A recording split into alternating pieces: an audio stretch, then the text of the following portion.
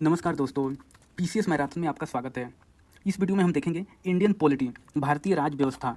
इसमें पूरा रिवीजन किया जाएगा भारतीय राज व्यवस्था का, इंडियन पॉलिटी का। ये हमारा क्विक रिवीजन का सीरीज चल रहा है और इस वीडियो से आपको एग्जाम में 12 से 16 क्वेश्चन देखने को मिल सकते हैं। एकदम ये गारंटी है कि 12 से 16 क्वेश्चन आपको एग्जाम में बीपीएससी प्रीलिम्स का एग्जाम हो, यूपी पीसीएस का एग्जाम हो, बिहार दरोगा का एग्जाम हो या बीएसएससी सीजीएल का एग्जाम हो या कोई भी एग्जाम हो प्रीलिम्स का, उसमें 12 से 16 क्वेश्चन आपको देखने को पक्का मिलेंगे। ये गारंटी है, इसलिए अंत तक बने रहें और पूरा वीडियो देखें। और इससे क्या होगा कि कम टाइम में आपका पूरा रिवीजन हो जाएगा पॉलिटी का। और इसके पहले 2 रिवीजन का वीडियो आ चुका है। एक आया मॉडर्न इंडिया पे, आधुनिक भारत पे, और एक एंशिएंट इंडिया, प्राचीन भारत पे। अगर आपने ये वीडियो अभी तक नहीं देखा है तो जाकर के वीडियो सेक्शन में या प्लेलिस्ट में जाकर हिस्ट्री के सेक्शन में आप ये दोनों वीडियो देख सकते हैं। 12 से 16 क्वेश्चन आपको एग्जाम में पक्का देखने को मिलेंगे, इसलिए अच्छे से ये रिवीजन कीजिए इस वीडियो से और अपने एग्जाम में मार्क्स को बढ़ा सकते हैं इस वीडियो के माध्यम से। हम देखेंगे भारत का संवैधानिक विकास। ईस्ट इंडिया कंपनी के शासनाधीन पारित अधिनियम, जो पारित हुए हैं ईस्ट इंडिया कंपनी में एक्ट, अधिनियम को एक्ट बोलते हैं, ये हम देखेंगे।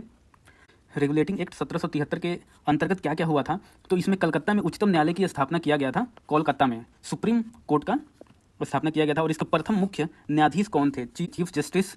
इसके चीफ जस्टिस से एलिजा इम्पे, ये याद रखिएगा, एलिजा इम्पे। और इस एक्ट के थ्रू ही बंगाल के गवर्नर को बंगाल का गवर्नर जनरल दिया गया था, नाम दिया गया था, पदनाम। और पहला बंगाल गवर्नर जनरल कौन था? Warren Hasting. फिर पिट्स इंडिया एक्ट आया 1784 में और इसमें नियंत्रण परिषद की स्थापना की गई। चार्टर एक्ट 1813 फिर आया। इसमें क्या हुआ कि शिक्षा पर, एजुकेशन पर प्रति वर्ष 1 लाख रुपये खर्च करने का उपबंध नियम बनाया गया, लेकिन ये कभी खर्च नहीं किया गया। 1 लाख रुपये बनाया गया बट ये खर्च नहीं किया गया। तो ये ध्यान रखिएगा कि एग्जाम में कभी कभी स्टेटमेंट आ जाता है कि 1 लाख रुपये खर्च का प्रावधान किया गया चार्टर एक्ट 1813 में, और फिर दूसरा स्टेटमेंट दे देगा कि इसे पूरा किया गया, लेकिन इसे पूरा नहीं किया गया था, ये कभी खर्च नहीं किया गया। कंपनी का व्यापारिक एकाधिकार समाप्त हो गया।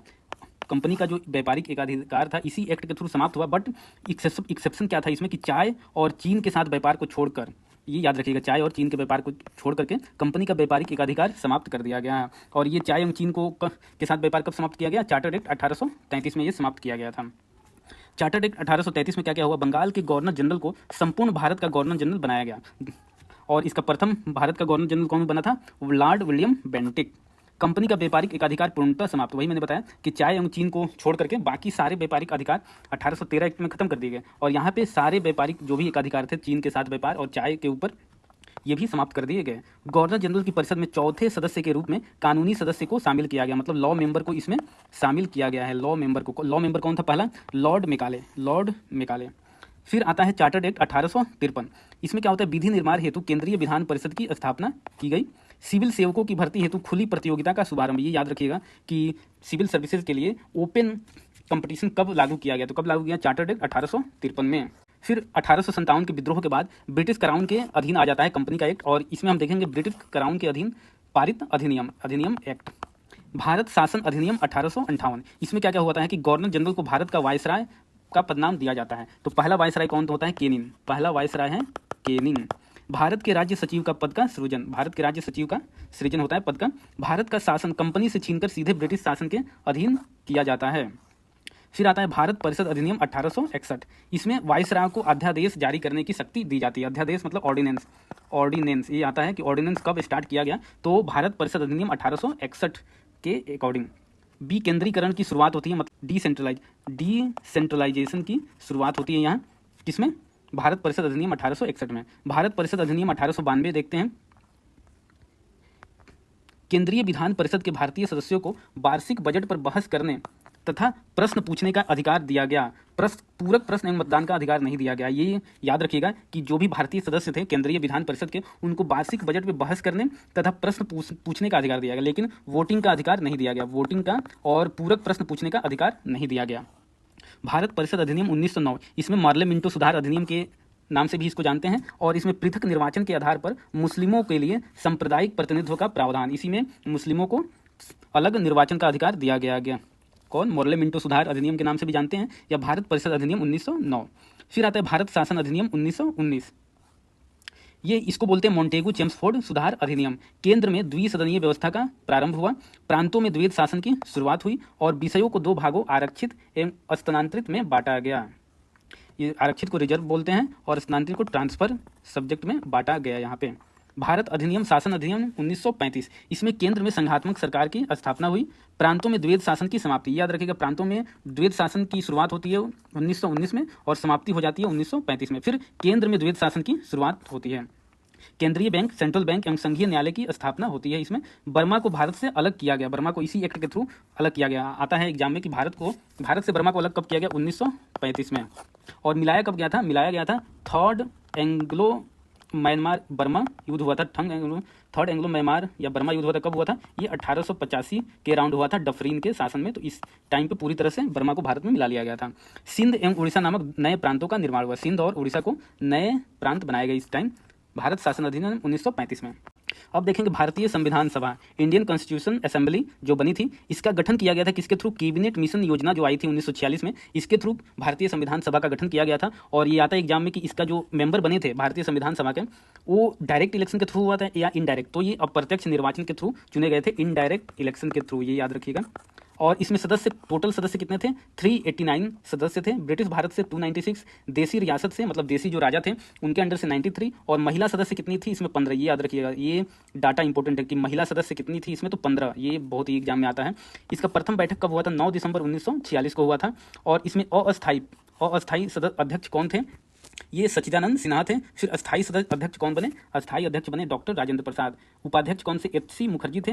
और संवैधानिक सलाहकार कॉन्स्टिट्यूशन एडवाइजर कौन थे, बी.एन. राव। ये चारों नाम बहुत ही इंपॉर्टेंट है कि अस्थायी अध्यक्ष या पहली बार जब बैठक हुआ था तब कौन अध्यक्ष थे, तो सच्चिदानंद सिन्हा थे। फिर उसके बाद वोटिंग होता है तो परमानेंट अध्यक्ष मिल जाते हैं, तो कौन, डॉक्टर राजेंद्र प्रसाद। उपाध्यक्ष हैं एच.सी. मुखर्जी और संवैधानिक सलाहकार बी.एन. राव। ये वेरी वेरी इंपॉर्टेंट है, आप लोग एग्जाम में पक्का पूछा जाता है। अब ये उद्देश्य प्रस्ताव कब पारित हुआ, ऑब्जेक्टिव रेजोल्यूशन इसको बोला जाता है। तो ये जवाहरलाल नेहरू ने ले आए थे, पंडित जवाहरलाल नेहरू ने ले आया था इसको, प्रस्ताव रखा था इसको कब, ये 13 दिसंबर 1946 को। पेश करता कौन थे, जवाहरलाल नेहरू। और ये पारित हुआ था 22 जनवरी 1947 को। तो ये सारे डाटा, सारे जो डेट हैं वो इंपॉर्टेंट है, तो इसलिए इसमें जो भी एक एक पॉइंट है वो सारे इंपॉर्टेंट है। आप लोग देखिए, ये एग्जाम में आते ही आते हैं, कोई ना कोई एग्जाम में कहीं से भी पूछ लिया जाएगा। और इसकी अंतिम बैठक कब होती है, 24 जनवरी 1950 को। इस दिन क्या होता है कि सिग्नेचर होता है, जो भी कॉन्स्टिट्यूशन है उसके ऊपर सारे लोगों, जितने मेंबर हैं उनके सिग्नेचर होते हैं। तो वो कब होता है, लास्ट बैठक 24 जनवरी 1950 को। संविधान सभा की प्रमुख समितियां एवं उनके अध्यक्ष, जो कमेटी बनाई गई यहाँ पे, ये कमेटी है और ये प्रेसिडेंट है उसके, ये प्रेसिडेंट है अध्यक्ष। तो संघ शक्ति समिति और संघीय संविधान समिति, इसके अध्यक्ष कौन थे, जवाहरलाल नेहरू।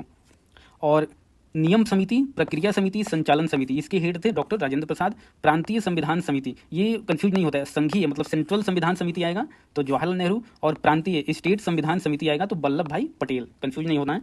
मौलिक अधिकारों एवं अल्पसंख्यक संबंधी समिति किसके अंदर थी, सरदार वल्लभ भाई पटेल।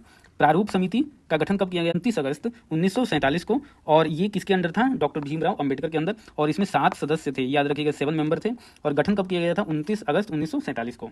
भारत का संविधान ये 26 नवंबर 1949 को संविधान सभा द्वारा पारित किया गया था। तो डेट बहुत ही इंपॉर्टेंट है, प्रियम्बल में लिखा हुआ है 26 नवंबर 1949। और 26 जनवरी 1950 से लागू हुआ था, पारित हुआ था 1949 में 26 नवंबर को, लागू हुआ 26 जनवरी 1950 को। और इसके निर्माण में, भारत के संविधान के निर्माण में टोटल 2 साल 11 महीने 18 दिन का समय लगा। मूल संविधान में 22 भाग थे, 22 पार्ट थे, 8 अनुसूचियां थी, शेड्यूल था, और 395 अनुच्छेद थे। बट वर्तमान में कितना हो गया है, 25 भाग हो गया, 25 पार्ट है, 12 शेड्यूल है, अनुसूचियां हैं, और लगभग 465 अनुच्छेद है। तो ये दोनों मूल संविधान में भी पूछ दिया जाता है कितने पार्ट थे और कितने शेड्यूल थे। और इसमें वर्तमान में 25, 12 है, पहले 22, 8, तो 6 शेड्यूल जो हैं, चार शेड्यूल जो बाद में वो अमेंडमेंट के थ्रू आए हैं। अब हम देखेंगे संविधान के स्रोत, जो डिफरेंट कंट्री से संविधान में लिया गया है, किस किस कंट्री से कौन सा लिया गया है वो हम देखेंगे। ब्रिटेन से क्या क्या लिया गया है, संसदीय शासन प्रणाली लिया गया है, एकल नागरिकता लिया गया है, सिंगल सिटीजनशिप, और विधि का शासन, रूल ऑफ लॉ, ये लिया गया है ब्रिटेन से। यूएसए से क्या क्या लिया गया है, संयुक्त राज्य अमेरिका से मूल अधिकार, फंडामेंटल राइट्स, न्यायपालिका की स्वतंत्रता, न्यायिक पूर्वावलोकन, जुडिशियल रिव्यू, उच्चतम एवं उच्च न्यायालय के न्यायाधीशों को हटाया जाना, राष्ट्रपति पर महाभियोग जो चलाते हैं, इम्पीचमेंट, उपराष्ट्रपति का पद, विधियों के समान संरक्षण। कहाँ से लिया गया, यूएसए से। कनाडा से लिया गया कि संघात्मक शासन प्रणाली, केंद्र द्वारा राज्यपाल की नियुक्ति, अवशिष्ट शक्तियां केंद्र के पास, मतलब रेसिड्यूरी पावर जो है वो केंद्र के पास रहेगी, ये कनाडा से लिया गया है। आयरलैंड से लिया गया नीति निर्देशक तत्व, directive principle of state policy, DPSP, और राष्ट्रपति की निर्वाचन प्रक्रिया, राष्ट्रपति द्वारा राज्यसभा में मनोनीत सदस्य, कितने मनोनीत सदस्य किए जाते हैं, 12, ये याद रखिएगा, ये बहुत इंपॉर्टेंट है, आदमी कंफ्यूज हो जाता है। कहाँ से लिया गया है? आयरलैंड से। जर्मनी से आपातकाल लिया गया है, इमरजेंसी। सोवियत संघ से मूल कर्तव्य लिया गया है, फंडामेंटल ड्यूटी। साउथ अफ्रीका से संविधान संशोधन प्रक्रिया को लिया गया है, अमेंडमेंट को। और जापान से लिया गया है विधि द्वारा स्थापित प्रक्रिया। ये कंफ्यूज नहीं होना है, रूल एस्टेब्लिश बाय, ये कंफ्यूज नहीं होना है कि विधि द्वारा स्थापित प्रक्रिया जापान से लिया गया है और विधि का शासन ये कहाँ से लिया गया है? ब्रिटेन से लिया गया है। अगर जो सब्जेक्ट कहाँ से लिए गए हैं इसके ऊपर मैं डिटेल में एक वीडियो बनाया हूँ, डिटेल में एक वीडियो बनाया हुआ है, तो आप वीडियो सेक्शन में या प्ले लिस्ट में जाके पॉलिटी में आप देख सकते हैं, ये पूरा डिटेल में बताया गया है, वहाँ से आप डिटेल में देख सकते हैं इसको। फिर हम देखते हैं उद्देशिका या प्रस्तावना, ये प्रियम्बल है। प्रियम्बल में क्या कहा गया है कि भारत होगा, भारत क्या होगा? एक संपूर्ण प्रभुत्व संपन्न समाजवादी पथ निरपेक्ष लोकतंत्रात्मक गणराज्य होगा। न्याय में क्या है? सामाजिक आर्थिक राजनीतिक। ये आ जाता है कि एग्जाम में कि न्याय में प्रियम्बल में क्या क्या इंक्लूड है, तो सामाजिक, सोशल, इकोनॉमिक एंड पॉलिटिकल। स्वतंत्रता में है विचार, अभिव्यक्ति, विश्वास, धर्म और उपासना की। समता में है प्रतिष्ठा और अवसर की। 42वें संविधान संशोधन अधिनियम 1976 द्वारा जोड़े गए शब्द कौन कौन सा? 3 शब्द जोड़े गए हैं इसमें, कौन? समाजवादी, पंथ निरपेक्ष और अखंडता। केशवानंद भारती बाद 1973 में उच्चतम न्यायालय ने उद्देशिका को संविधान का भाग माना है। प्रियम्बल को संविधान का भाग किस जजमेंट में माना गया है? तो केशवानंद भारती बाद में। पंडित जवाहरलाल नेहरू ने उद्देशिका को संविधान की आत्मा कहा है। प्रियम्बल को संविधान की आत्मा कौन कहा है? पंडित जवाहरलाल नेहरू ने। के ये मुंशी ने उद्देशिका को राजनीतिक जन्मपत्री कहा है। राजनीतिक जन्मपत्री, तो जन्मपत्री कौन कहा है? मुंशी जी ने, मुंशी जी, ये इसे याद रखिएगा, जन्मपत्री। और संविधान की आत्मा पंडित जवाहरलाल नेहरू। फिर हम यहाँ पे देखते हैं राष्ट्रीय प्रतीक, जो राष्ट्रीय प्रतीक हैं इंडिया के, कि राष्ट्रीय ध्वज कौन है? तिरंगा है। राष्ट्र चिन्ह है सारनाथ स्थित अशोक के सिंह की अनुकृति। राष्ट्रगान है जनगण मन, ये कौन लिखा हुआ था? रविन्द्रनाथ टैगोर। राष्ट्रगीत वंदे मातरम, ये कौन लिखा है? बंकिम चंद्र चटर्जी। राष्ट्रीय पशु है बाघ। राष्ट्रीय पक्षी है मोर। राष्ट्रीय कैलेंडर कौन सा है? शक संवत पे आधारित है, एक विक्रम संवत है, एक शक संवत है, तो कंफ्यूज नहीं होता है। राष्ट्रीय कैलेंडर किस पे बेस्ड है? ये शक संवत पे आधारित है। कमल को राष्ट्रीय पुष्प माना जाता है। राष्ट्रीय फल है आम और राष्ट्रीय वृक्ष है बरगद। राष्ट्रीय जलीय जीव है डॉल्फिन और राष्ट्रीय विरासत पशु है हाथी। ये नए राज्यों का क्रम बहुत ही इंपॉर्टेंट है, क्योंकि एग्जाम में क्रोनोलॉजिकल ऑर्डर में आपको अरेंज करने के लिए आता है कि स्टेट दे देगा, बोलेगा कि इसको अरेंज करो गठन के डेट को लेकर। तो सबसे पहले आंध्र प्रदेश का गठन होता है कब? 1 अक्टूबर 1953, ये डेट इंपॉर्टेंट है। गुजरात 1960 में, नागालैंड 1963 में, हरियाणा 1966 में, हिमाचल प्रदेश 1971 में, और 3 स्टेट ये हैं, ये 1972 में होते हैं। कौन? मणिपुर, मेघालय, त्रिपुरा। MT से याद रखिएगा। और ये जो मणिपुर है, M से मिजोरम भी होता है, लेकिन यहाँ पे याद रखिएगा कि मणिपुर और मेघालय कनेक्ट नहीं है, मतलब इनकी बाउंड्री नहीं सटती है, लेकिन मिजोरम का मणिपुर से सटता है, इसलिए मिजोरम इसमें नहीं आएगा। त्रिपुरा यहाँ पे है।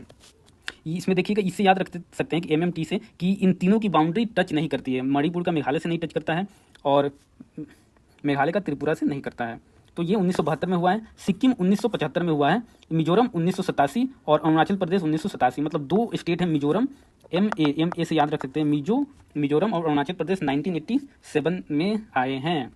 फिर इसके बाद आपका गठन होता है गोवा का 1987, 3, मतलब 87 में 3 है, मिजोरम, अरुणाचल प्रदेश और गोवा भी है। छत्तीसगढ़, ये डेट इंपॉर्टेंट है, इन तीनों का ये डेट भी इंपॉर्टेंट है कि कब हुआ। ये तीनों 2000 में हुए, लेकिन इनका 1 नवंबर को छत्तीसगढ़ का हुआ, 9 नवंबर को उत्तराखंड का, 15 नवंबर को झारखंड। तो ये डेट भी इंपॉर्टेंट है दिन। तेलंगाना 2 जून 2014 को हुआ है। राज्यों का गठन, महत्वपूर्ण तथ्य क्या है कि भाषा के आधार पर गठित पहला राज्य आंध्र प्रदेश है 1953 में। राज्य पुनर्गठन आयोग का गठन कब हुआ था? 1953 में हुआ था। और इसके अध्यक्ष कौन थे? फजल अली थे, अध्यक्ष थे फजल अली। और 2 मेंबर थे, 2 अन्य मेंबर कौन थे? KM पणिकर एवं हृदयनाथ कुंजरू, ये याद रखिएगा नाम। उत्तर प्रदेश का गठन 24 जनवरी 1950 को हुआ। कर्नाटक, केरल, मध्य प्रदेश और राजस्थान की स्थापना 1 नवंबर 1956 को की गई। यहाँ पे देखेंगे मूल अधिकार, फंडामेंटल राइट्स। फंडामेंटल राइट्स किस भाग में? भाग 3 में है और आर्टिकल 12 से 35 है। तो 14 से 18 में है समता का अधिकार। स्वतंत्रता का अधिकार है 19 से 12 में आर्टिकल में। शोषण के विरुद्ध अधिकार है 19 आर्टिकल 23 से 24। धर्म की स्वतंत्रता का अधिकार है आर्टिकल 25 से 28। संस्कृति और शिक्षा संबंधी अधिकार है 29 से 30। और संवैधानिक उपचारों का अधिकार किसमें है?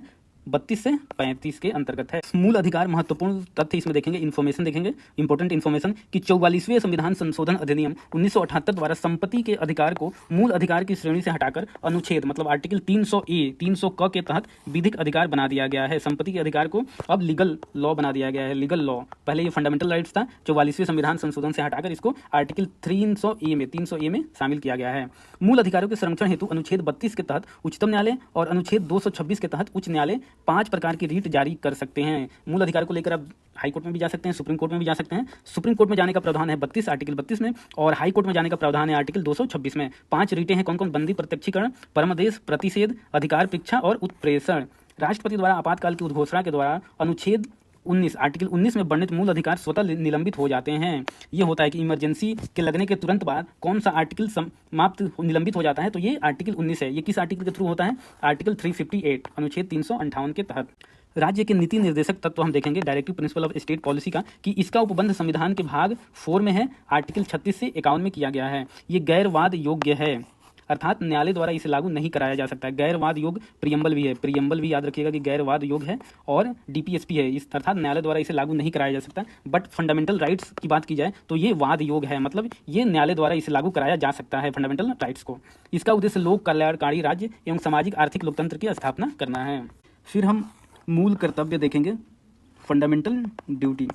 फंडामेंटल ड्यूटी ये पार्ट 4A में है, भाग 4 क में है, और आर्टिकल नंबर 51 में है। आर्टिकल नंबर क्या है? 51A में।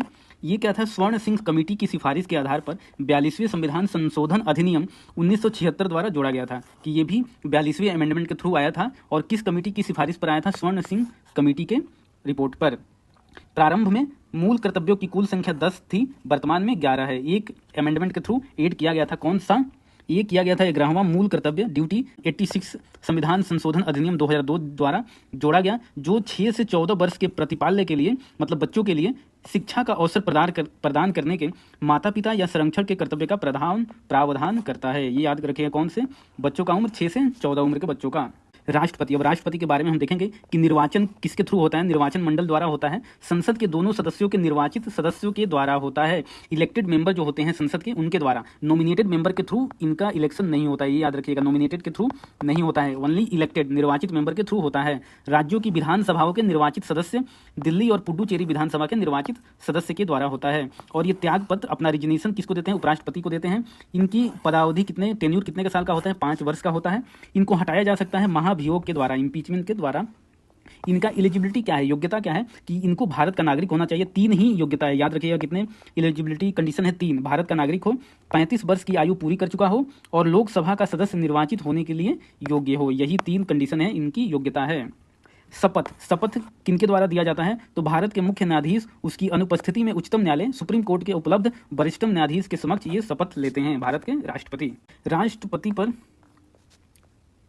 राष्ट्रपति पर महाभियोग, इम्पीचमेंट किस आर्टिकल में है? तो ये आर्टिकल अनुच्छेद 61 में है। लाया जा सकता है किसी भी सदन में, इनके ऊपर महाभियोग लाया जा सकता है, राज्यसभा या लोकसभा में।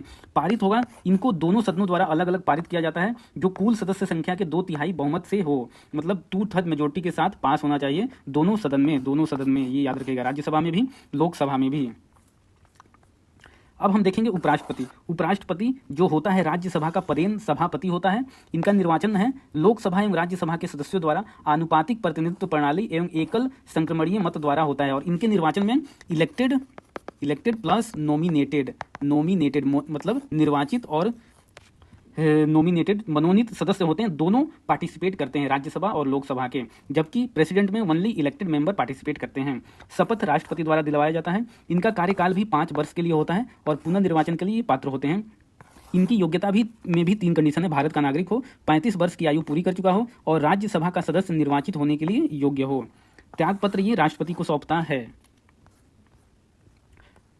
केंद्रीय मंत्री परिषद के बारे में देखेंगे, कौन कौन शामिल होते हैं? प्रधानमंत्री, कैबिनेट, राज्य मंत्री और उप मंत्री। नियुक्ति किनके द्वारा होती है? राष्ट्रपति द्वारा। प्रधानमंत्री की सलाह पर केंद्रीय मंत्रिपरिषद की स्थापना होती है। इनके प्रमुख कौन होते हैं? प्रधानमंत्री होते हैं। हटाया जा सकता है लोकसभा में पारित अविश्वास प्रस्ताव के द्वारा। इनका आकार क्या होते हैं? कितने मेंबर जो मंत्री बन सकते हैं केंद्रीय मंत्रिपरिषद के?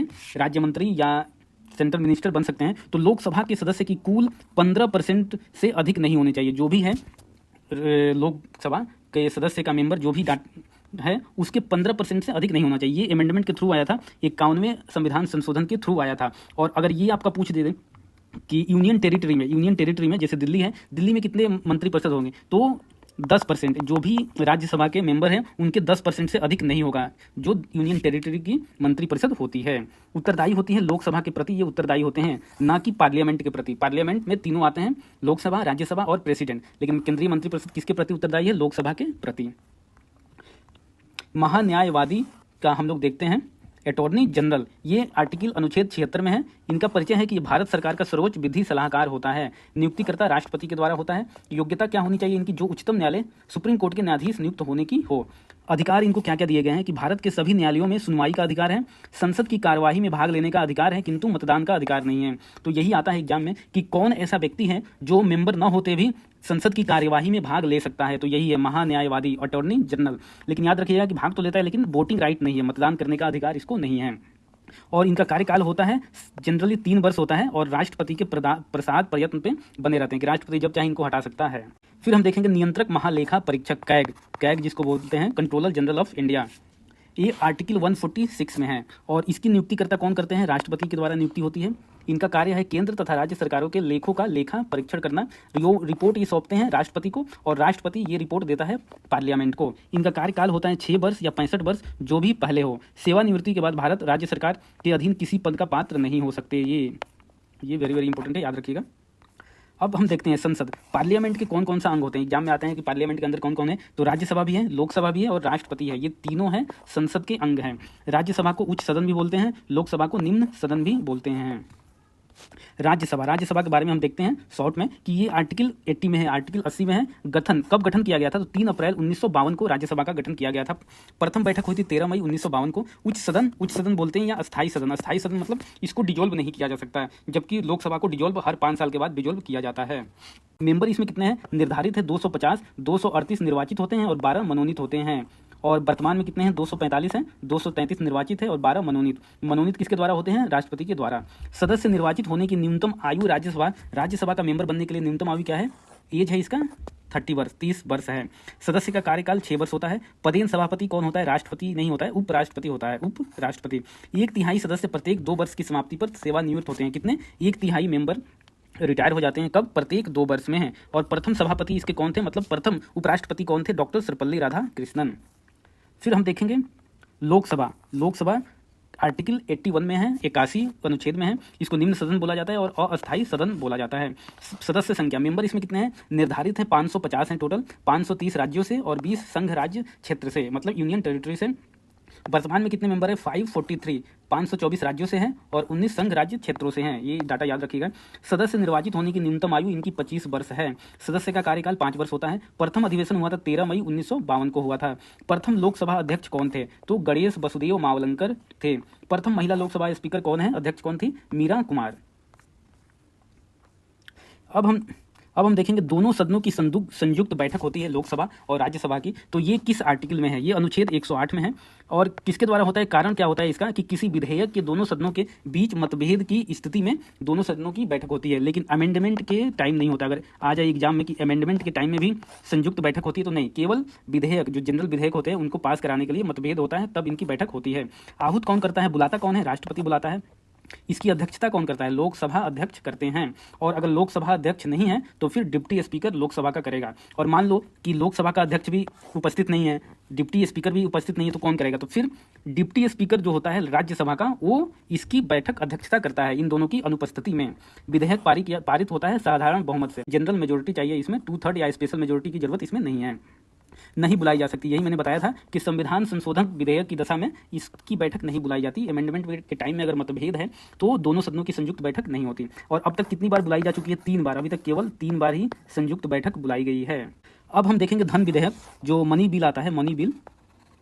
ये किस आर्टिकल में है? ये अनुच्छेद 110 में है। और इसका निर्णय कौन करता है कि मनी बिल है या मनी बिल नहीं है? तो लोकसभा अध्यक्ष। और इसका निर्णय आखिरी होता है। अगर लोकसभा अध्यक्ष बोल दिया कि यह मनी बिल है तो मनी बिल है। और पेश किया जाता है, ये हमेशा लोकसभा में पेश किया जाता है। ये याद रखिएगा कि एग्जाम में पूछा जाता है कि ये राज्यसभा में पेश किया जाता है या लोकसभा में, तो हमेशा लोकसभा में। राज्यसभा इसको अमेंडमेंट नहीं कर सकती, केवल रोक सकती है 14 दिनों तक। अगर 14 दिनों के अंदर ये कुछ अमेंडमेंट करके लोकसभा को भेज देती है तो सही है, नहीं भेजती है 14 दिन के अंदर तो इसको पारित समझा जाता है। वित्त समितियां देखेंगे हम, फाइनेंस कमेटी। तो एक प्राक्कलन समिति होती है, एस्टीमेट समिति होती है। इसके कुल मेंबर कितने होते हैं? 30 मेंबर होते हैं और ये केवल लोकसभा से इसके मेंबर होते हैं। लोक लेखा समिति, पब्लिक अकाउंट कमेटी, इसमें मेंबर कितने होते हैं? 22 होते हैं। लोकसभा से 15, राज्यसभा से 15। लोक उपक्रम कमेटी, इसमें मेंबर 22 होते हैं। इसमें भी 15 लोकसभा से, 7 राज्यसभा से। ये याद रखिएगा कि एस्टीमेट कमेटी जो है, प्राक्कलन समिति, इसमें केवल मेंबर जो होते हैं वो लोकसभा से ही चुने जाते हैं। न्यायालय की बात किया जाए तो न्यायपालिका एकीकृत न्याय प्रणाली है इंडिया में। सबसे नीचे कौन है? अधीनस्थ न्यायालय है। इसके ऊपर है उच्च न्यायालय हाई कोर्ट, इसके ऊपर है सर्वोच्च न्यायालय सुप्रीम कोर्ट। उच्चतम न्यायालय का हम देखेंगे ये किस आर्टिकल में है। सुप्रीम कोर्ट है आर्टिकल नंबर 124 में। इसका गठन हुआ था 26 जनवरी 1950 के। न्यायाधीशों की कुल संख्या कितनी है? तो 34 है न्यायाधीशों की कुल संख्या। 33 न्यायाधीश है और एक मुख्य न्यायाधीश है। न्यायाधीशों की सेवानिवृत्ति का उम्र क्या है? 65 वर्ष है, ये याद रखिएगा। सुप्रीम कोर्ट में सेवानिवृत्ति का उम्र क्या है? 65 वर्ष। न्यायाधीश नियुक्त होने की क्या क्या अर्हता है, क्या क्या योग्यता है? ये भारत का नागरिक होना चाहिए। उच्च न्यायालय ऐसे 2 या अधिक न्यायालयों में कम से कम 5 वर्ष तक का न्यायाधीश रहा हो। उच्च न्यायालय ऐसे 2 या अधिक न्यायालयों में कम से कम 10 वर्ष तक का अधिवक्ता रहा हो, मतलब 10 वर्ष एडवोकेट रहा हो या 5 वर्ष तक जज रहा हो। राष्ट्रपति की राय में पारंगत विधि वेता हो। तो ये भी बहुत ही इंपॉर्टेंट है कि एग्जाम में आ जाता है कि अगर हाई कोर्ट का एलिजिबिलिटी पूछेगा हाई कोर्ट के न्यायाधीश नियुक्ति के लिए, तो इसके में राष्ट्रपति की राय में पारंगत विधि वेता हो, ये ऑप्शन नहीं आता है। हाई कोर्ट में नहीं होता है, ये केवल सुप्रीम कोर्ट में लागू होता है। सुप्रीम कोर्ट में न्यायाधीशों की नियुक्ति कौन करता है? तो राष्ट्रपति के द्वारा होता है कॉलेजियम की सिफारिश पर। कॉलेजियम में कौन कौन शामिल होते हैं? कॉलेजियम में 4 लोग शामिल होते हैं, 4 लोग नहीं 5 लोग शामिल होते हैं, भारत के मुख्य न्यायाधीश और सुप्रीम कोर्ट के 4 वरिष्ठतम न्यायाधीश। तो कितने लोग? 5 लोग शामिल होते हैं कॉलेजियम सिस्टम में। राष्ट्रपति न्यायाधीशों को शपथ दिलाता है। न्यायाधीशों को हटाया जा सकता है, किसके थ्रू हटाया जा सकता है? सिद्ध कदाचार या असमर्था के आधार पर संसद के प्रत्येक सदन द्वारा उपस्थित एवं मतदान करने वाले सदस्यों के कम से कम 2/3 बहुमत से, मतलब 2/3 मेजोरिटी से इनको हटाया जा सकता है पार्लियामेंट के द्वारा। अब हम देखेंगे उच्च न्यायालय हाई कोर्ट। हाई कोर्ट किस आर्टिकल में है, किस अनुच्छेद में है? तो ये 214 अनुच्छेद में है। वर्तमान में कुल हाई कोर्ट कितने हैं? कितने हाई कोर्ट है? 25 हाई कोर्ट है वर्तमान में। उच्च न्यायालयों की संख्या कितनी है? 25 है। न्यायाधीशों को नियुक्त कौन करता है? तो राष्ट्रपति के द्वारा किया जाता है और कॉलेजियम की सिफारिश पर किया जाता है। न्यायाधीशों को शपथ दिलाता है संबंधित राज्य का राज्यपाल, जो गवर्नर होता है वो हाई कोर्ट के जजों की शपथ दिलाता है। न्यायाधीशों की नियुक्त होने की अर्हता क्या है, योग्यता क्या है? भारत का नागरिक हो, भारत के राज्य क्षेत्र में कम से कम 10 वर्ष तक न्यायिक पद धारण कर चुका हो, या किसी उच्च न्यायालय का या ऐसे 2 या अधिक न्यायालयों का लगातार कम से कम 10 वर्ष तक का न्यायिक पद धारण कर चुका हो। तो ये 3 है। इसमें न्यायाधीशों की सेवानिवृत्ति क्या है? आयु क्या है? 62 वर्ष। मैंने अभी बताया सुप्रीम कोर्ट के लिए 65 वर्ष है और हाई कोर्ट के लिए 62 वर्ष है। न्यायाधीशों को हटाया जा सकता है सिद्ध कदाचार और असमर्थता के आधार पर संसद के प्रत्येक सदन द्वारा विशेष बहुमत से पारित प्रस्ताव। तो ये भी पार्लियामेंट के द्वारा इस न्यायाधीश को हटाया जा सकता है, उच्च न्यायालय के भी।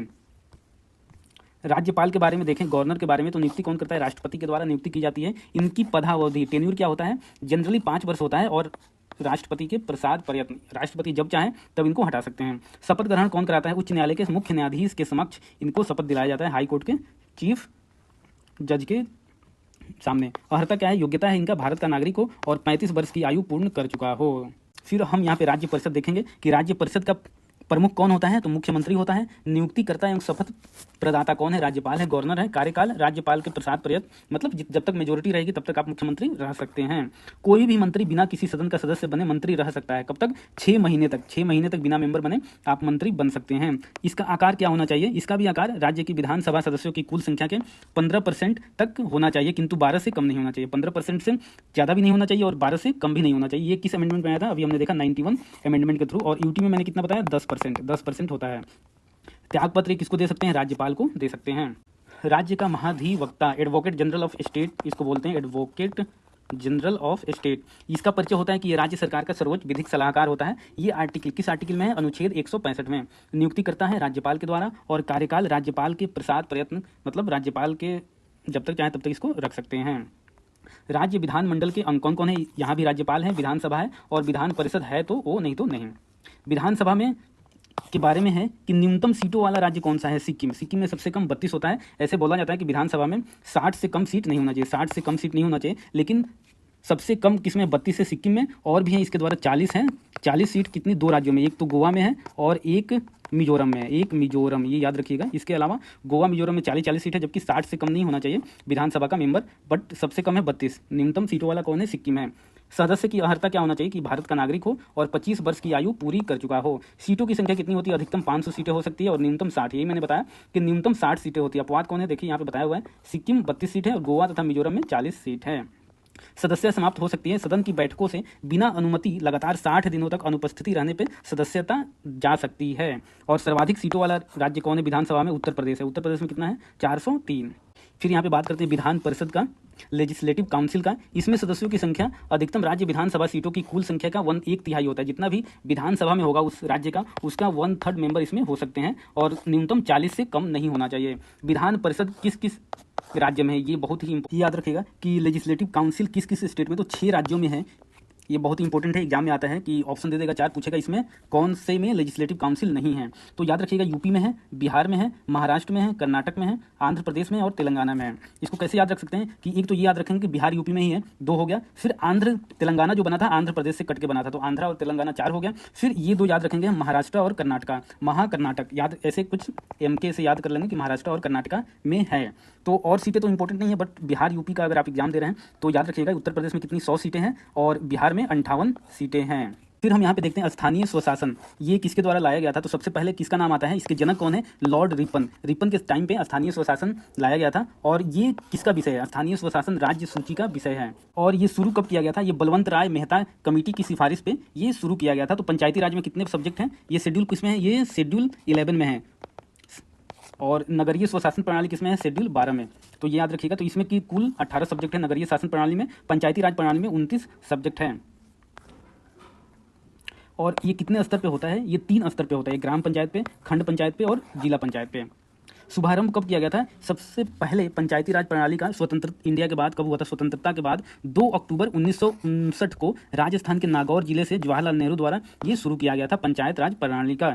और इसको संवैधानिक दर्जा किसके थ्रू मिला था, मतलब कॉन्स्टिट्यूशनल राइट्स मिला था 73वें संविधान संशोधन अधिनियम 1992 के द्वारा। और कब लागू हुआ था, 24 अप्रैल 1993 से। इसलिए पूछा था कि पंचायती राज दिवस कब मनाया जाता है, तो 24 अप्रैल को मनाया जाता है। और किस कमेटी के द्वारा इसको संवैधानिक दर्जा दिया गया था, तो LM सिंघवी के द्वारा, LM सिंघवी, ये याद रखिएगा, LM सिंघवी कमेटी के द्वारा इनके सिफारिश पे संवैधानिक दर्जा दिया गया था।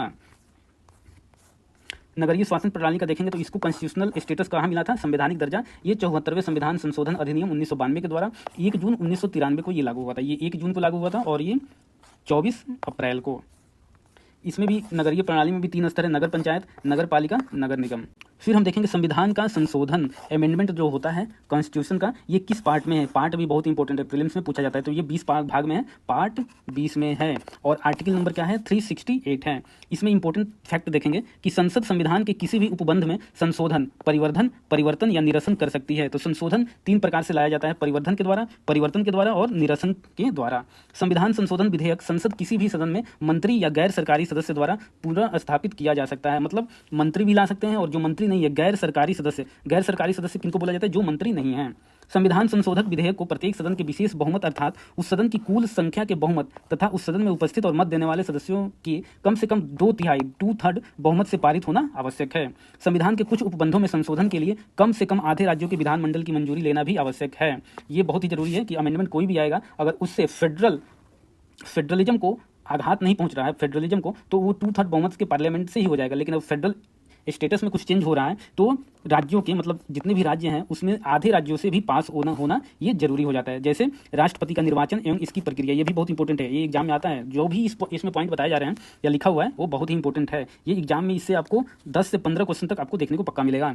केंद्र और राज्य कार्यपालिका के शक्ति का विस्तार, उच्चतम न्यायालय एवं उच्च न्यायालय, केंद्र एवं राज्य के मध्य विधायी शक्तियों का विभाजन, GST परिषद, 7वीं अनुसूची में जो भी है उसके, संसद में राज्यों का प्रतिनिधित्व, संविधान संशोधन प्रक्रिया को भी अगर चेंज करना है अनुच्छेद 368 में तो उसको भी, और संविधान संशोधन विधेयक को पारित कराने के लिए संयुक्त बैठक नहीं बुलाई जा सकती। वही है ज्वाइंट सिटिंग, जो 108 आर्टिकल में नहीं बुलाई जा सकती। संविधान संशोधन विधेयक पर राष्ट्रपति मंजूरी देने के लिए बाध्य हैं। ये जो भी अमेंडमेंट होगा उसके ऊपर राष्ट्रपति को मुहर लगानी ही लगानी है। अब हम देखेंगे पंचायती राज में जो प्रमुख समितियां हुई कौन कौन हुई। सबसे पहले तो बलवंत राय मेहता कमेटी को लाया गया था 1957 में। कब लाया गया था, 1957 में। ये क्रोनोलॉजी में भी पूछ लेगा, कभी कभी 4 वो दे देगा, पूछेगा क्रोनोलॉजी में सजाओ, तो डेट भी इंपॉर्टेंट है कब आया था। इन्होंने सुझाव क्या दिया था कि त्रिस्तरीय पंचायती राज प्रणाली होना चाहिए, 3 टायर होना चाहिए। कौन कौन, खंड, ग्राम और जिला पंचायत। उसके बाद आते हैं अशोक मेहता कमेटी, ये 1977 में आए थे। इन्होंने दिया था द्विस्तरीय पंचायती राज प्रणाली होना चाहिए, मतलब 2 टायर होना चाहिए। कौन कौन, खंड पंचायत और जिला पंचायत। उसके बाद आए GV केशव समिति, इनका 1985 में आया था। 1986 में आए थे LM सिंघवी, लक्ष्मीमल सिंघवी कमेटी। पंचायती राज को संवैधानिक दर्जा इसी समिति की सिफारिश के आधार पर दिया गया। अभी मैंने बताया कि किस कमेटी के सिफारिश पर संवैधानिक दर्जा, मतलब कॉन्स्टिट्यूशनल स्टेटस दिया गया पंचायती राज को, तो LM सिंघवी के कमेटी के अकॉर्डिंग पर ही। फिर 1988 में कौन आए, PK थुंगुन कमेटी। पंचायती राज एवं नगर निकाय चुनाव राज्य निर्वाचन आयोग करवाता है। जो भी पंचायती राज का इलेक्शन होगा वो राज्य निर्वाचन आयोग करवाएगा। सदस्य बनने की न्यूनतम आयु क्या होती है इसकी? 21 वर्ष होता है। सभी स्तरों पर महिलाओं के लिए आरक्षित सीटें 1/3 होती है, 1/3 है। इनका भी कार्यकाल 5 वर्ष है। वित्त की सिफारिश राज्य वित्त आयोग करता है। रिक्त सीट पर पुनः चुनाव 6 माह के भीतर कराना आवश्यक है। वर्तमान में नागालैंड, मिजोरम और मेघालय में पंचायती राज संस्था नहीं है। ये बहुत ही इंपॉर्टेंट है, एग्जाम में आता है। किस स्टेट में पंचायती राज संस्था ही नहीं है? तो कौन कौन से? 3 स्टेट याद रखिएगा जो नॉर्थ ईस्ट के हैं, नागालैंड, मिजोरम एंड मेघालय। वित्त विभाग, फाइनेंस कमीशन किस आर्टिकल में? ये अनुच्छेद 280 में है। इसका गठन राष्ट्रपति के द्वारा प्रत्येक 5 वर्ष पे किया जाता है और ये रिपोर्ट किसको सौंपता है? राष्ट्रपति को ही सौंपता है और राष्ट्रपति को इसकी सलाह मानना बाध्यकारी नहीं है। कार्य सुझाव देना, कौन कौन सा कार्य सुझाव देता है? संघ और राज्य के मध्य करों के बंटवारा करने के संबंध में, राज्यों को अनुदान सहायता के संबंध में। वित्त आयोग एवं अध्यक्ष, इसमें पहला दिया हुआ है। पहला वित्त आयोग के अध्यक्ष कौन थे? केसी नियोगी थे। 12वां डॉक्टर सी रंगराजन, 13वां विजय केलकर हैं, 14वां डॉक्टर वाई वी रेड्डी है और 15वां एन के सिंह है। अभी 16वां भी गठित हो चुका है। कौन है 16वें के? अरविंद पनगड़िया है। ये बहुत ही इंपॉर्टेंट है, आने वाले एग्जाम में पूछा जा सकता है कि 16वें वित्त आयोग के अध्यक्ष कौन है? तो अरविंद पनगड़िया हैं। हम देखेंगे निर्वाचन आयोग, इलेक्शन कमीशन। इलेक्शन कमीशन किस अनुच्छेद में? 324 आर्टिकल में है। ये विधिक अधिकार, मतदान का अधिकार प्रदान करता है। ये 61वें संविधान संशोधन 1988 द्वारा क्या किया गया था कि पहले मताधिकार की आयु कितनी थी? 21 वर्ष। तो 21 वर्ष से घटा के 18 वर्ष कर दिया गया। किस अमेंडमेंट के थ्रू? 61वें संविधान संशोधन 1988 के द्वारा।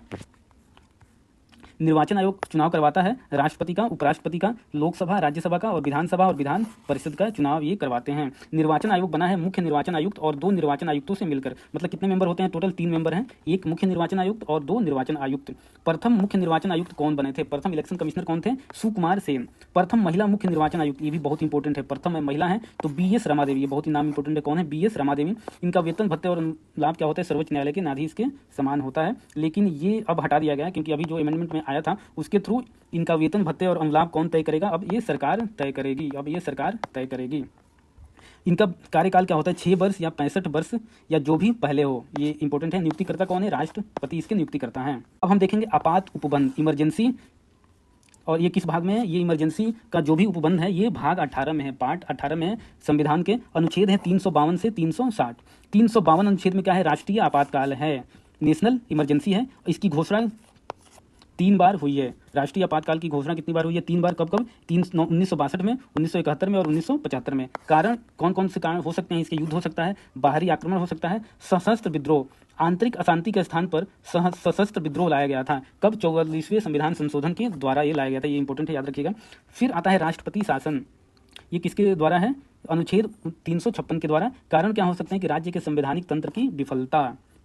आपातकाल की और वित्तीय आपातकाल किसमें है? फाइनेंशियल इमरजेंसी अनुच्छेद 360 में। आपातकाल की उद्घोषणा का संसद के द्वारा अनुमोदन। राष्ट्रीय आपातकाल की दशा में संसद के दोनों सदनों द्वारा विशेष बहुमत से 1 माह के भीतर ये पारित होना चाहिए। कितने माह के भीतर? ये मंथ भी इंपॉर्टेंट है, याद रखिएगा, 1 माह के भीतर। और राष्ट्रपति शासन एवं वित्तीय आपातकाल की दशा में संसद के दोनों सदनों द्वारा विशेष बहुमत से 2 माह के भीतर। ये बहुत इंपॉर्टेंट है। ये राष्ट्रीय आपातकाल है, जो नेशनल इमरजेंसी है वो 1 माह के भीतर ही बहुमत कर देना चाहिए, पास करना पड़ता है। बट राष्ट्रपति शासन और वित्तीय आपातकाल में 2 माह के अंदर आप कर सकते हैं।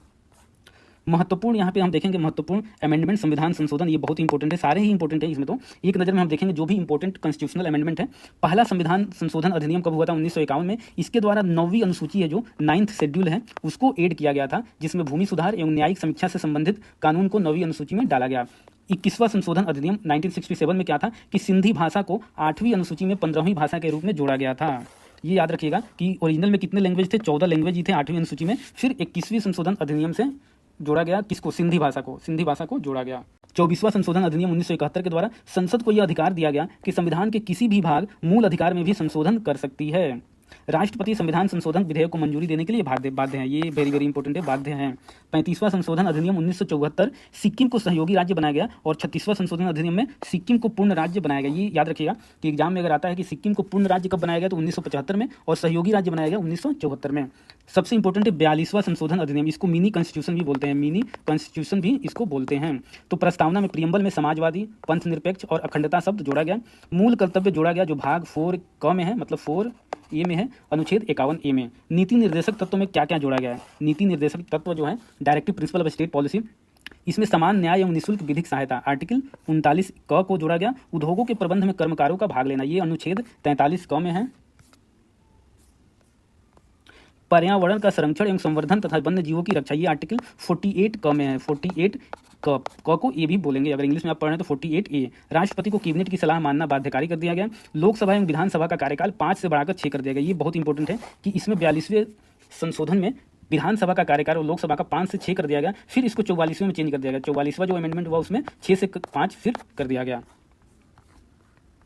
44वां संशोधन अधिनियम, कैबिनेट की सलाह को एक बार पुनर्विचार के लिए भेजने की राष्ट्रपति को शक्ति दिया गया, परंतु पुनर्विचार के बाद मानना बाध्यकारी कर दिया गया। लोकसभा एवं विधानसभा का कार्यकाल पुनः 6 से घटाकर 5 वर्ष कर दिया गया। अभी मैंने बताया।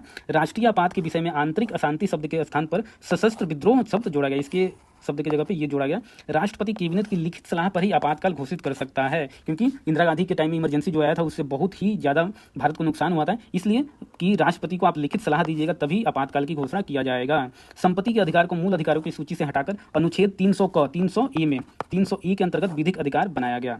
52वां संशोधन अधिनियम 1985 में 10वीं अनुसूची, जो 10वां 10th शेड्यूल है, 10th शेड्यूल, इसको जोड़ा गया। इसमें क्या है, दल बदल विरोधी कानून है 10वीं अनुसूची में। 61वें संशोधन अधिनियम 1989 में लोकसभा एवं विधानसभा में मतदान की उम्र 21 से घटाकर 18 वर्ष कर दी गई।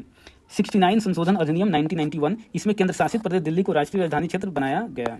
70वां संविधान संशोधन अधिनियम 1992, इसके द्वारा दिल्ली पुडुचेरी विधानसभा के निर्वाचित सदस्यों को राष्ट्रपति चुनाव में मतदान का अधिकार दिया गया, ये याद रखिएगा। 71वें संविधान संशोधन 1992 में कोंकणी, मणिपुर, नेपाली भाषा को 8वीं अनुसूची में जोड़ा गया, ये इंपॉर्टेंट है।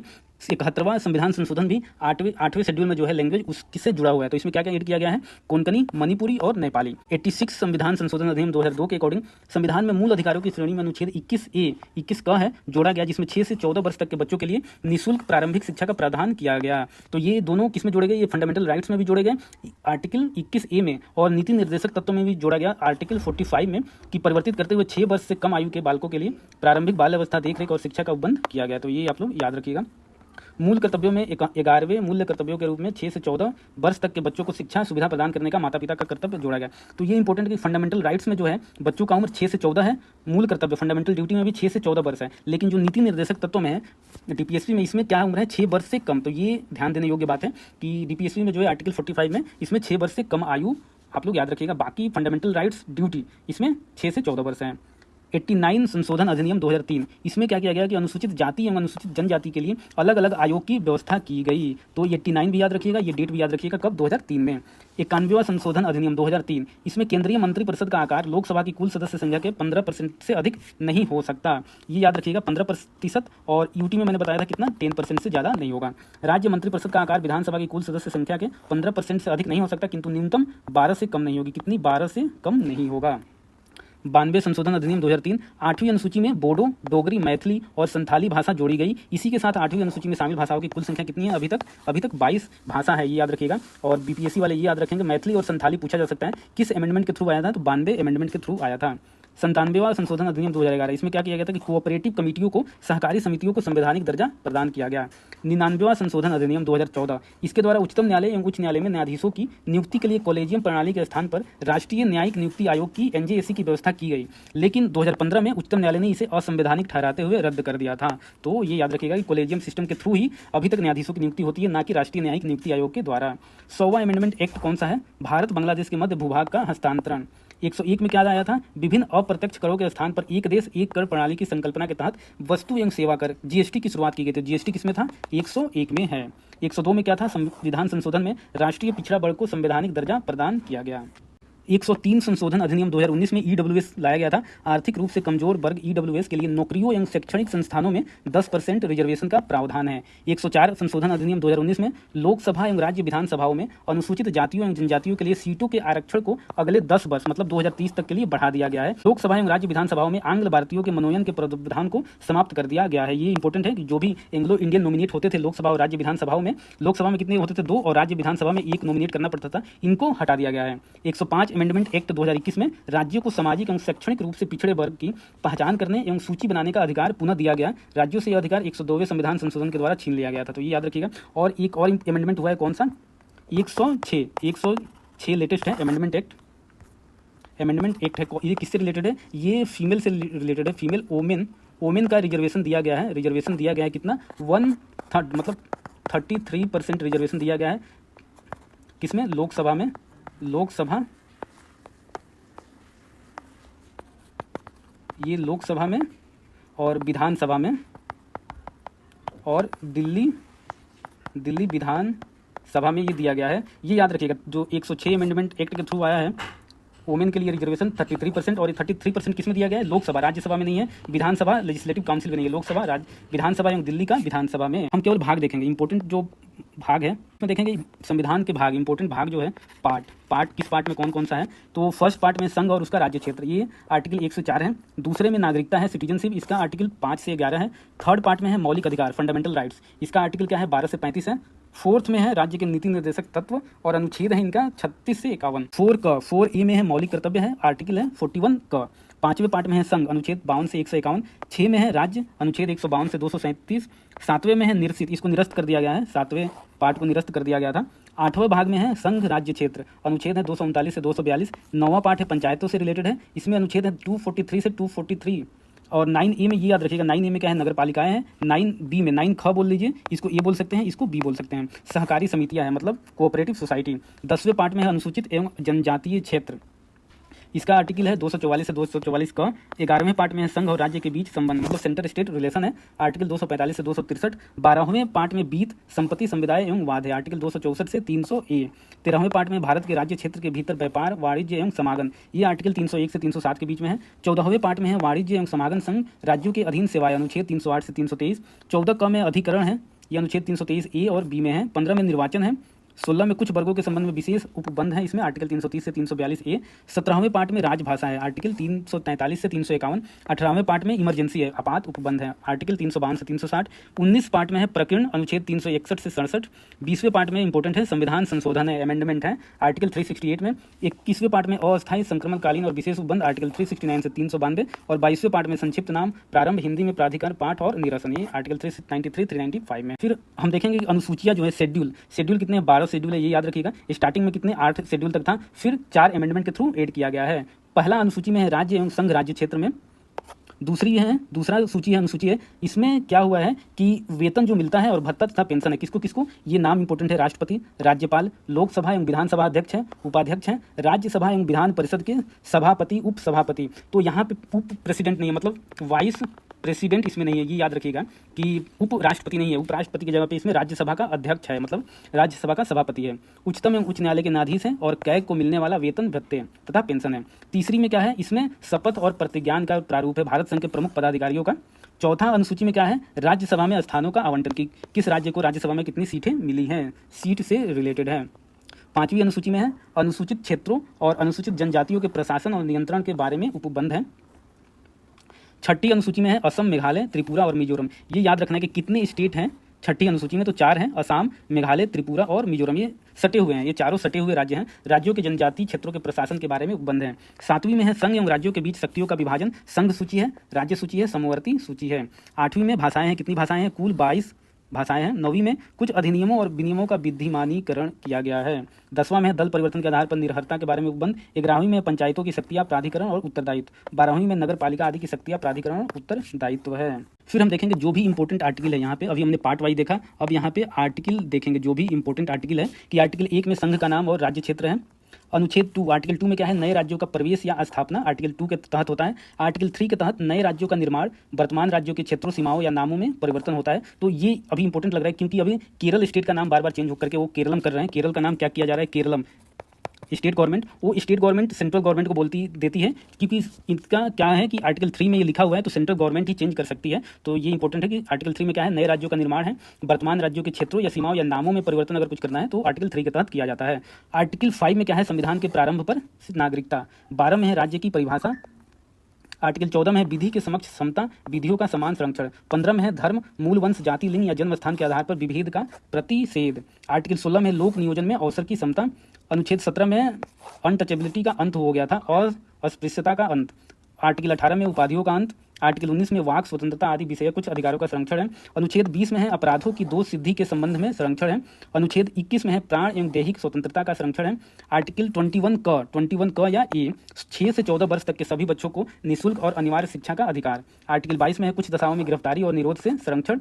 अनुच्छेद 23 में है मानव दुर्व्यवहार एवं बलात्कार का प्रतिषेध। अनुच्छेद 24 में है कारखानों आदि में बालकों के नियोजन का प्रतिषेध। ये सारे ही आर्टिकल इंपॉर्टेंट हैं, जो यहाँ पे इंपॉर्टेंट आर्टिकल बताया जा रहा है वही दिया हुआ है। आर्टिकल 25 में क्या है? अंतःकरण की और धर्म के अबाध रूप में मानने, आचरण और प्रचार करने की स्वतंत्रता। आर्टिकल 29 में है अल्पसंख्यक वर्गों के हितों का संरक्षण है। आर्टिकल 30 में है शिक्षण संस्थाओं की स्थापना और प्रशासन करने का अल्पसंख्यक वर्गों का अधिकार। आर्टिकल 32 में है संवैधानिक उपचारों का अधिकार। आर्टिकल 39A क में है समान न्याय एवं निःशुल्क विधिक सहायता। आर्टिकल 40 में है ग्राम पंचायत की स्थापना का प्रावधान। किसमें है? आर्टिकल 40 में। आर्टिकल 44 में नागरिकों के लिए एक समान सिविल संविधा है, यूनिवर्सल सिविल कोड। आर्टिकल 45 में है 6 वर्ष से कम आयु के बालकों के लिए प्रारंभिक बाल्यावस्था देखरेख और शिक्षा का उपबंध है। आर्टिकल 48 में कृषि और पशुपालन का संगठन है। आर्टिकल 48 क में क्या है? पर्यावरण का संरक्षण तथा संवर्धन और वन तथा वन्य जीवों की रक्षा। आर्टिकल 50 में है कार्यपालिका का न्यायपालिका से पृथक्करण है। 51 में क्या है? अंतर्राष्ट्रीय शांति और सुरक्षा की अभिवृद्धि। 51A में है फंडामेंटल ड्यूटी है, मूल कर्तव्य है। आर्टिकल 52 में भारत का एक राष्ट्रपति होगा। 53 में है संघ की कार्यपालिका शक्ति राष्ट्रपति में निहित होगी। 58 में राष्ट्रपति पद की योग्यता, जो भी योग्यता होती है राष्ट्रपति पद की। और 60 में क्या है? राष्ट्रपति द्वारा शपथ या प्रतिज्ञान लेना। 61 इंपॉर्टेंट है, इसमें क्या होता है? इम्पीचमेंट होता है, राष्ट्रपति पर महाभियोग चलाने की प्रक्रिया है। 63 में भारत का एक उपराष्ट्रपति होगा। 64 में है उपराष्ट्रपति का राज्यसभा का पदेन सभापति होगा। 72 में क्या है? राष्ट्रपति का क्षमादान की जो शक्ति होती है वो 72 में दिया हुआ है।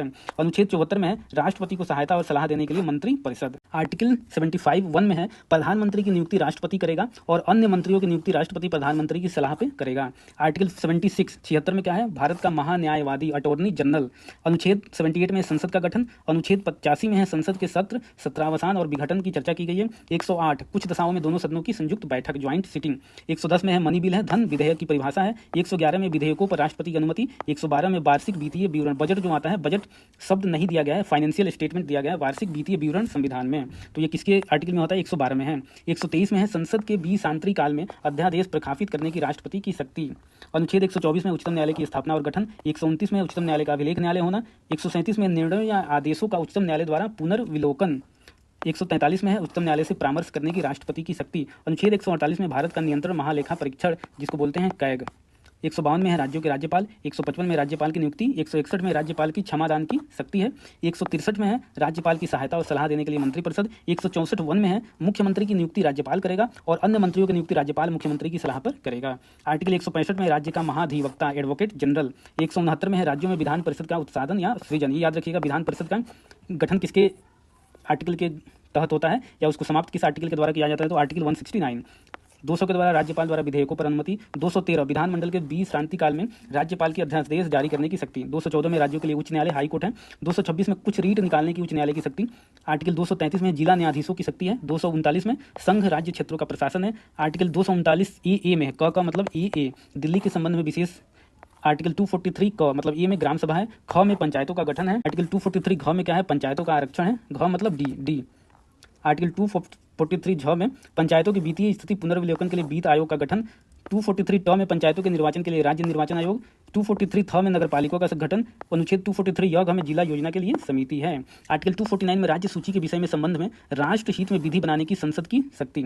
आर्टिकल 253 में अंतर्राष्ट्रीय करारों को प्रभावी करने के लिए विधान दिया हुआ है। 263 में अंतर राज्य परिषद के संबंध में, मतलब इंटर स्टेट काउंसिल, ये है इंटर स्टेट काउंसिल है 263। 266 में भारत और राज्यों की संचित निधियां और लोक लेखा। 267 में भारत की आकस्मिक निधि है। 279 क में माल और सेवा कर परिषद मतलब जीएसटी काउंसिल किसमें है? 279A में। 280 में वित्त आयोग है। 300 क में विधि के प्राधिकरण के बिना व्यक्तियों को संपत्ति से वंचित न किया जाना, संपत्ति का अधिकार अब हो गया है। 300A में, ये किसके थ्रू आया था? 44वां अमेंडमेंट एक्ट के तहत आया था। आर्टिकल 312 अखिल भारतीय सेवाएं हैं। 315 में संघ और राज्यों के लिए लोक सेवा आयोग। 323A में प्रशासनिक अधिकरण है। 324 में निर्वाचन आयोग है, इलेक्शन कमीशन। 330 में लोकसभा में अनुसूचित जाति एवं अनुसूचित जनजातियों के लिए सीटों का आरक्षण। 332 में है राज्यों की विधानसभाओं में अनुसूचित जातियों और अनुसूचित जनजातियों के लिए सीटों का आरक्षण है। 338 में है राष्ट्रीय अनुसूचित जाति आयोग। 338 क ये में क्या है? राष्ट्रीय अनुसूचित जनजाति आयोग। 338 ख मतलब 338 बी पिछड़े वर्गों के लिए राष्ट्रीय आयोग। 343 में है संघ की राजभाषा हिंदी और लिपि देवनागरी होगी। 350 क ये में क्या है? प्राथमिक स्तर पर मातृभाषा में शिक्षा सुविधाएं, मदर टंग किसमें दिया गया है? 350A में। 352 में राष्ट्रीय आपात की घोषणा, युद्ध या बाह्य आक्रमण या सशस्त्र विद्रोह के कारण। 356 में राज्यों में संवैधानिक तंत्र के विफल हो जाने की दशा में राष्ट्रपति शासन का उपबंध। 360 में है वित्तीय आपातकाल। 368 में संसद की संविधान का संशोधन करने की शक्ति और प्रक्रिया। तो ये बहुत ही इंपॉर्टेंट है। यहाँ पे हमारा पॉलिटी का खत्म होता है रिवीजन। इससे पक्का आपके एग्जाम में 14 से 16 क्वेश्चन पक्का आएंगे। ये सारे एग्जाम में कोई भी एग्जाम हो तो एक दो बार इस वीडियो को देखिए, याद कीजिएगा तो याद हो जाएगा। बहुत इंपॉर्टेंट है। चलिए मिलते हैं नेक्स्ट वीडियो में, तब तक